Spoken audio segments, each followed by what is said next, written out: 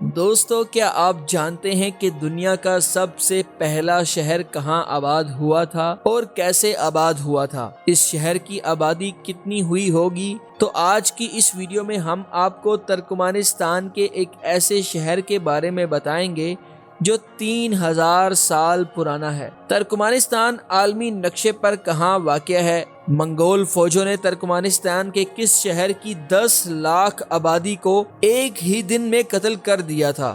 Turkmenistan کو مسلمانوں کی تاریخ میں اتنی عظمت کیسے حاصل ہے؟ روسیوں نے کیسے ترکمانستان پر قبضہ کر لیا؟ یہ سب اور بہت کچھ ترکمانستان کی مکمل تاریخ دیکھنے کے لیے آج کی اس ویڈیو کو مکمل دیکھیں۔ السلام علیکم دوستو، آپ دیکھ رہے ہیں ہمارا چینل ڈاکومنٹری دیکھو اور سیریز دنیا کے 195 ممالک کی مکمل تاریخ اور احوال میں آپ کو خوش آمدید کہا جاتا ہے۔ ہم نے پچھلی ویڈیو میں افغانستان کی مکمل تاریخ کا جائزہ لیا تھا جسے آپ دوستوں نے بے حد پسند کیا ہے۔ ویڈیو شروع کرنے سے پہلے ہمارا چینل ڈاکومنٹری دیکھو ضرور سبسکرائب کر لیجئے تاکہ ہم مزید مزیدار ویڈیوز آپ تک پہنچاتے رہیں۔ ویورز، ترکمانستان کیسپین سی اور سینٹرل ایشیا کے ممالک ازبکستان، قازقستان، ایران اور افغانستان کے پڑوس میں واقع ہے، جس کی آبادی صرف 60 لاکھ ہے۔ دنیا میں گیس کے ذخائر کے حساب سے ترکمانستان چوتھے نمبر پر آتا ہے۔ یہ خیال کیا جاتا ہے کہ لاکھوں سال پہلے یہاں انسان کی ایک کزن سپیشی نینڈرتھل رہتی تھی۔ اگرچہ تحقیق دان اب تک یہاں ہومو سیپین انسان کی آمد کا اندازہ نہیں لگا سکے ہیں، مگر ان کے مطابق ترکمانستان کا تاریخی شہر مرو 3000 سال پرانا ہے، جس کی اس وقت آبادی ہزاروں افراد پر مشتمل تھی۔ یہ دنیا کے اولین ترین شہروں میں سے ایک شہر تھا۔ شہر کی حفاظت مٹی کی موٹی موٹی دیواروں کی فصیل کرتی تھی۔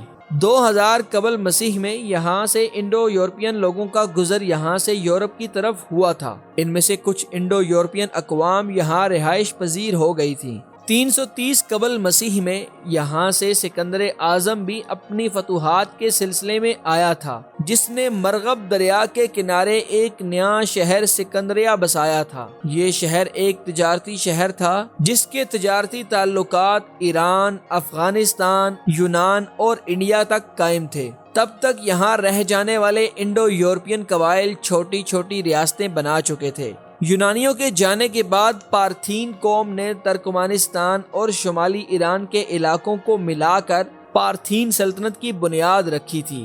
پارتھی سلطنت نے مرو کے بعد ایک دوسرے تاریخی شہر نیسا کی 250 قبل مسیح میں بنیاد رکھی تھی۔ نیسا اور مرو دونوں بعد میں جا کر اسلام کے نشاط ثانیہ شہر کہلائے جاتے تھے۔ نیسا شہر تو اتنا ترقی یافتہ تھا کہ یہاں 2000 سال پہلے میوزیم تک موجود تھے۔ 4 صدی عیسوی سے 7ویں صدی عیسوی تک کہا جاتا ہے کہ ترکمانستان ایک خوشحال ملک تھا۔ اس کی 2 بنیادی وجوہات تھیں۔ پہلی یہ کہ ترکمانستانی قوم نے ریشم کا کپڑا بنانے کی صلاحیت حاصل کر لی تھی، اور دوسری وجہ یہ تھی کہ شاہراہ ریشم اس کے مرکزی خطے سے گزر کر جاتی تھی۔ شاہراہ ریشم ہزاروں سال پرانی ایک سڑک کا نام ہے جس کے 2 تاریخی روڈ تھے۔ ایک روڈ چین کو ہندوستان سے ملاتا تھا اور دوسرا روڈ چین کو بغداد تک ملاتا تھا۔ ترکمانستان کے مرکز سے یہی چین بغداد روڈ گزرا کرتا تھا۔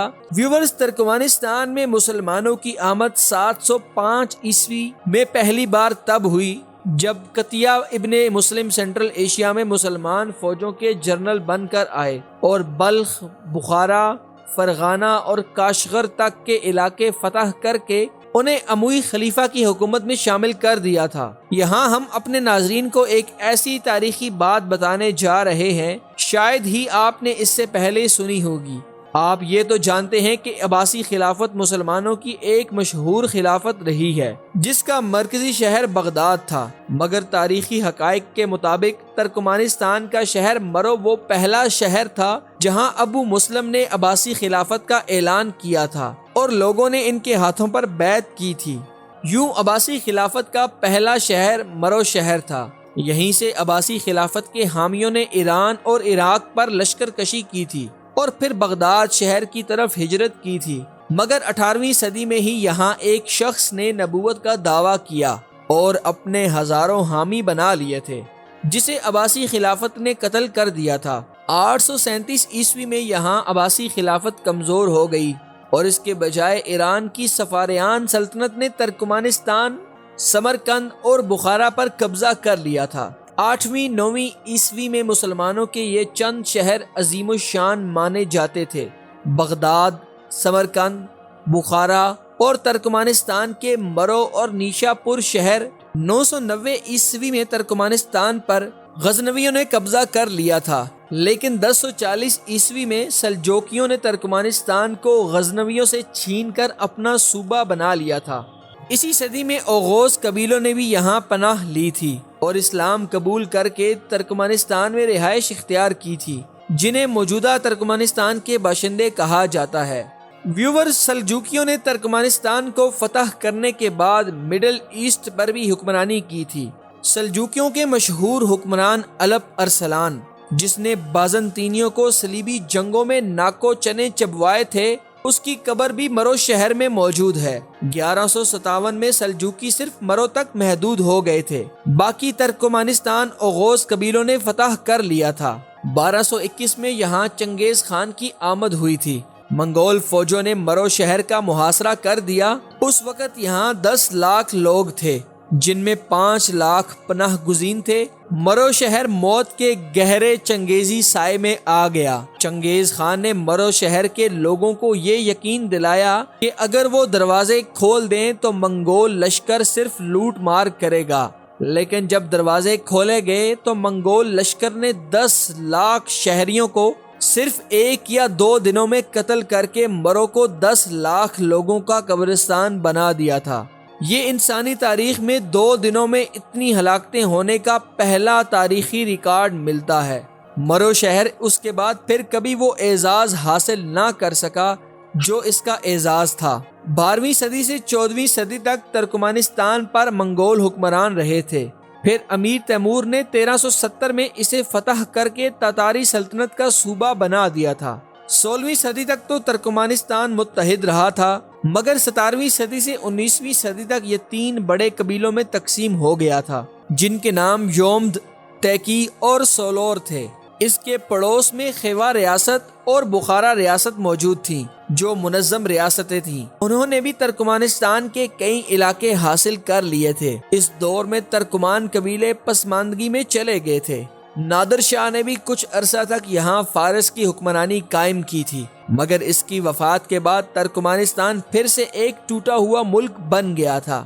1869 میں یہاں زار روس نے، جس کی نظر سارے سینٹرل ایشیا پر تھی، کیسپین سی کو فتح کر کے ترکمانستان کی ساحل پر ایک بندرگاہ ترکمانش بے کی بنیاد رکھی تھی۔ 1868 میں بخارا اور 1873 میں خیوا بھی روسیوں نے ہتھیا لیا تھا۔ ترکمان اوغوز قبیلوں نے مل کر ترکمانستان کے اندر روسیوں کے خلاف مزاحمت کی تھی، مگر 1881 میں تیوک پی کی جنگ میں 7000 ترکمانی ایک صحرائی قلعے میں مارے گئے۔ باقی کے 8000 ترکمانی جب صحرا سے فرار ہو رہے تھے تو روسیوں نے تپتے صحرا میں گھیر کر ہلاک کر دیے تھے۔ یوں باغی ترکمانوں کی کمر ٹوٹ گئی تھی۔ 1894 میں روسیوں نے سارا ترکمانستان فتح کر لیا تھا۔ 1917 میں جب بلشیوک انقلاب کے بعد سارے سینٹرل ایشیا نے بغاوت کی تو ترکمانستانی عوام نے بھی اشگاباد سے روسی افواج کو نکال دیا تھا، مگر 1923 میں سوویت یونین نے دوبارہ اس کو فتح کر کے 1924 میں ریپبلک آف سوویت یونین بنا دیا تھا۔ 1948 میں اشگاباد میں ایک زبردست زلزلہ بھی آیا تھا، جس میں 1 لاکھ لوگ مارے گئے۔ 27 اکتوبر 1991 کو سوویت یونین نے گرنے کے بعد ترکمانستان ایک جمہوری ملک بن گیا تھا۔ دوستو، آج کا ترکمانستان کیسا دکھتا ہے اور بہت کچھ جاننے کے لیے ہمارے دوسرے چینل اردو ٹریول ورلڈ کا وزٹ کریں، جس کا لنک ڈسکرپشن میں موجود ہے۔ خواتین و حضرات، اگر آپ کو ہماری یہ کاوش پسند آئی ہو تو ویڈیو کو ضرور لائک اور کمنٹ کریں اور چینل کو سبسکرائب کرنا ہرگز میں مت بھولیں۔ اب ہماری ٹیم نے قازقستان کی طرف سفر شروع کر دیا ہے۔ اگلی ویڈیو تک محمد علی اور پوری ٹیم کو دیجیے اجازت۔ انشاءاللہ ملتے ہیں کسی نئے ملک کی سرزمین پر جلد ہی آپ کے ساتھ۔ اللہ حافظ۔